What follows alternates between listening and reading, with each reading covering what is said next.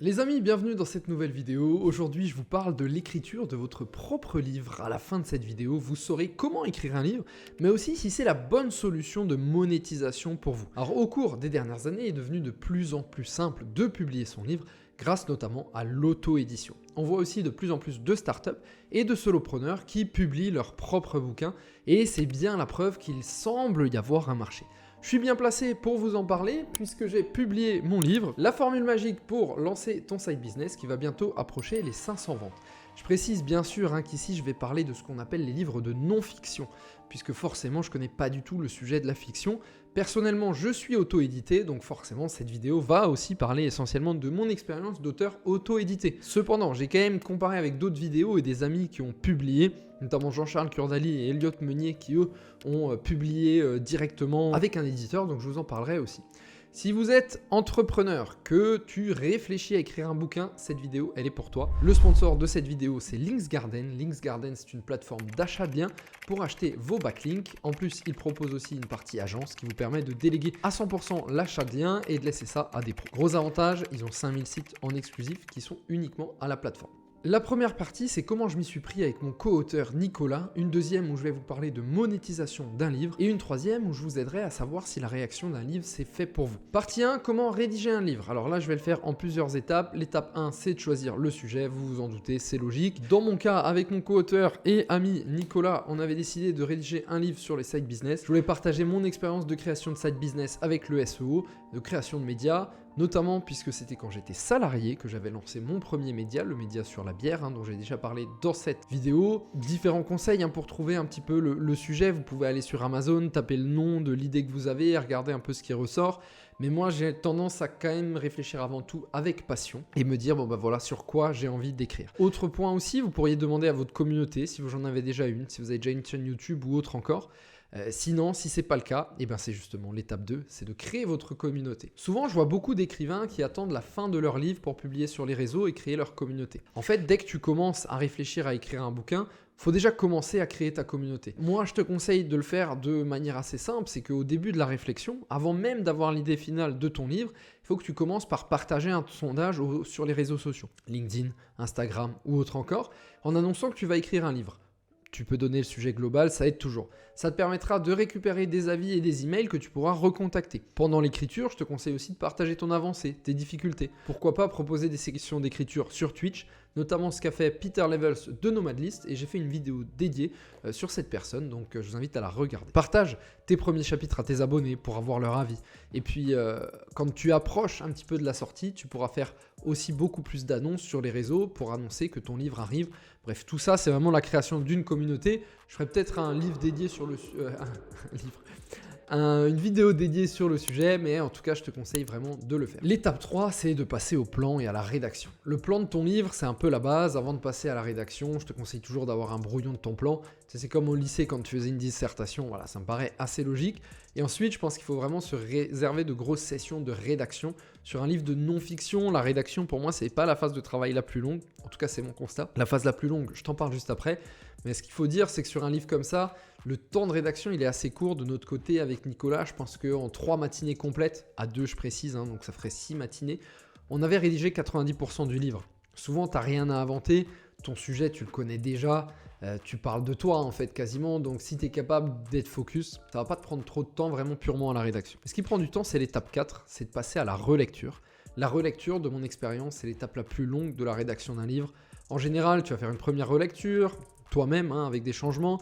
Ensuite, tu vas faire une seconde relecture avec peut-être quelqu'un qui va corriger les fautes d'orthographe. Une troisième avec des relecteurs que tu as sélectionnés dans ta communauté si tu as bien monté une communauté comme je te l'ai conseillé. Et puis ensuite, tu vas aussi faire une relecture à la mise en page et autres encore. Franchement, ça, c'est vraiment un travail colossal pour Nicolas et moi. C'était très dur. Ça a beaucoup retardé le lancement du livre. Enfin, c'était une grosse galère. Mais bon, ça, j'en reparle dans la partie 3 de la vidéo, de toute façon. Enfin, dernière étape, étape 5, c'est la commercialisation. Donc là, je t'en reparle aussi dans la dernière partie de la vidéo, mais pour vous donner quelques informations, la commercialisation, c'est une grosse partie du travail de la vente de ton livre, surtout si tu es en auto-édition. Si tu es en édition, tu vas être dans toutes les librairies, donc ça va être assez simple. En tout cas, quelques mois avant l'impression finale, je te conseille de démarrer les ventes en offrant des bonus supplémentaires. Par exemple, tu peux faire une signature personnalisée, formation en plus.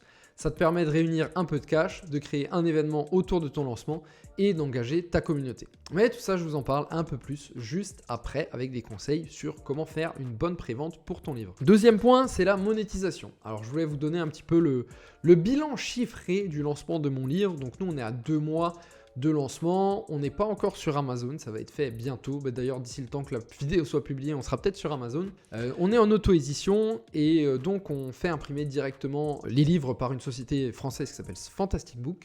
Donc nous, on a vendu 300 livres au tarif de 19,90 €, auquel s'ajoute 4,90 € de livraison. L'impression du livre avec notre imprimeur, c'est 4,67 € et les coûts de livraison, c'est 6,90 €. Alors que le client paye 4,90 €. C'est peut-être pas un bon choix, mais on s'est dit que ça faisait un peu cher de demander 6,90 € pour envoyer un livre. Donc en gros, niveau coût, on est à 3 291 € et niveau bénéfice à 7 470 €, ce qui nous fait à peu près 4 179 €, soit 2 000 € par personne pour 300 ventes. En parallèle, on paye aussi un logisticien, donc c'est le même logisticien que celui qui se charge de l'impression, qui s'appelle Fantastic Book, qui se charge d'envoyer les livres pour nous en échange d'un coût mensuel de 97 €. Donc voilà, ça vous donne un peu une idée de ce que tu peux gagner avec un livre. Nous, on en a vendu 300. L'avantage de l'auto-édition, ça j'en reparle aussi dans la dernière partie de la vidéo, c'est que quasiment sur chaque livre, on va gagner entre 10 et 15 €, donc ce qui est quand même pas mal. Sachant que, je parle pas d'Amazon, je parle juste de quand on le vend vraiment en direct, quand quelqu'un vient sur notre site perso et le vend. Sachant que en général, quand tu es en édition, tu vas gagner 1 ou 2 € par livre. Ça, c'est ce que disait Elliot Meunier dans une vidéo. Je vous mettrai la vidéo en commentaire. Partie 3. Sur cette partie, je voulais vous dire un petit peu mes conseils en fait sur la rédaction d'un livre pour que vous puissiez mieux comprendre si c'est bien pour vous. Dans cette partie, j'ai envie de vous livrer tout ce que j'aurais aimé savoir avant d'écrire ce livre. Il y a pas mal de choses, je pense que si je les avais su, j'aurais peut-être hésité. Je me serais peut-être dit, je suis très content du livre, je suis très content de ce qu'on a fait avec Nico, de ce qu'on a publié, mais voilà, il y a quand même des trucs, si je l'avais su avant, je me serais un peu posé des questions, surtout qu'en termes, voilà, si on regarde un peu le bilan financier, je pense que par rapport au temps investi, tu peux faire beaucoup mieux. Après, je suis très content de plein d'autres choses. Par exemple, maman, elle a reçu le livre et elle a créé un blog, donc ça me rend super fier, j'en suis très content. Mais voilà, faut dire que le rapport temps-investissement, c'est pas forcément le meilleur sur le livre. Donc mon livre, je l'ai écrit en auto-édition, ce qui signifie que je suis mon propre éditeur avec mon ami et co-auteur Nicolas. Le principal avantage, il est financier, on va pas se le cacher. Sur un livre vendu, on gagne entre 12 et 15 €, ce que je commençais à parler avant. Je précise que je parle pas d'Amazon parce que j'ai pas encore exploré le sujet. En général, dans l'édition classique, sur des amis auteurs, ils m'ont dit que c'était 1 à 2 € par livre. Je mettrai de toute façon leur vidéo en commentaire. En revanche, avec l'auto-édition, si maintenant on veut être placé dans une librairie, ça va être pas mal de temps de travail, là où l'édition te permet d'être placé directement dans toutes les librairies. Autre désavantage aussi, en édition, en auto-édition, tu gères tout le suivi du livre. C'est à toi de trouver quelqu'un pour la mise en page, de trouver un imprimeur. Avec un éditeur, tu as un accompagnement là-dessus et ça a ses avantages. Nous, notre livre, pour l'instant, en plus, il n'est pas sur Amazon. On est en train de préparer une stratégie dédiée. Je ferai sûrement une vidéo que je documenterai un petit peu sur le sujet. Donc, je vous invite à vous abonner et à laisser un petit commentaire si ça vous intéresse. Autre point aussi dont il faut être conscient, que j'aurais aimé savoir avant d'écrire le livre, c'est le temps énorme demandé par la relecture et la mise en page. Pour la mise en page, nous, on est passé par quelqu'un qui s'appelle Fiametta Condomine, qui a réalisé un superbe travail de mise en page avec beaucoup de sérieux. Elle nous avait d'ailleurs été recommandée par Stéphane de Fantastic Book, donc je les remercie les deux parce qu'ils ont été d'une très grande aide. Je mettrai de toute façon un lien affilié si vous voulez pour leur profil LinkedIn si ça vous intéresse. Le problème, c'est qu'avec la longueur de la relecture, le temps que ça te demande, tu te fatigues beaucoup. Tu décales la publication du livre et c'est assez frustrant. Et Nicolas et moi, on a vraiment connu ce truc très frustrant de... le livre il est prêt mais on peut toujours pas le publier parce qu'il y a encore beaucoup à faire. Enfin, un dernier point, c'est la commercialisation. Tu peux écrire le meilleur bouquin du monde, si tu ne le vends pas, ça ne sert à rien. Nous, on a fait un gros travail là-dessus avec Nicolas. Je pense qu'on aurait même pu faire beaucoup mieux, mais en tout cas, on a construit notre communauté dès le premier jour. On a poussé le livre un maximum pendant la prévente avec des posts sur les réseaux sociaux et dans nos newsletters. C'est un peu comme le podcast Position Zéro avec Thomas. Je mettrai un lien d'ailleurs. On passe 80% du temps à en parler, mais en fait, vraiment, la production du contenu, c'est 20% de ton travail. Le temps de travail qui te demande le plus, c'est vraiment la distribution et la vente. Voilà, c'est un peu tout pour cette vidéo. Je voulais vous livrer un peu ce que j'ai documenté sur la création de mon livre. J'espère que ça vous a plu. Si ça vous intéresse, je vous conseille d'acheter le livre. Et puis, je vous dis, on se retrouve très vite. Ciao.